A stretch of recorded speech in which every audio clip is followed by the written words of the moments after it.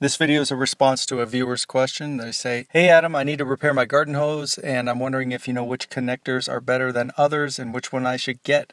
Thank you." I'm going to assume you're talking about the end connectors on the hose, the male and female connectors. I prefer brass, but there's nothing wrong with plastic. It's kind of just what do you want to spend. The plastic ones are about $1.50 and the brass ones around $5. So I guess it just depends on, how much the hose is worth and how much you want to put into it. But either one is better. Now, there are different styles of clamps that are better. And let me show you my neighbors. Sorry for using you as a bad example.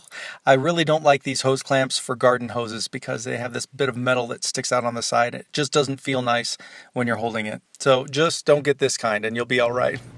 To hook it up, it's not hard at all. You just cut off the end and you're going to have to push the barb in. Now, it's easier if you heat the hose up or if you ream it a little bit. That's what I'm doing here. You can also use some liquid dish soap. That'll help slip it on. So I used no dish soap. You can see how much force. It's actually quite a bit to get this in.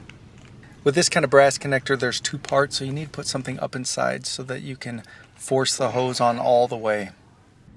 And then you just tighten this clamp down with a screwdriver. Try to get an even gap on both sides, and there should be a little bit of a gap. Now with these plastic ones, it goes on the same way, and plastic's just softer, and so it's going to mess up the threads a little easier. You can see right here some of the threads are a little scuffed, and if your car is going to be running over it, you might want to get a brass one instead, but these are really just as fine. I don't have much of an opinion either way on brass or plastic. Now, if you do get these, I have some links at the bottom of the video description, and it takes you to Amazon. You can see more details on that.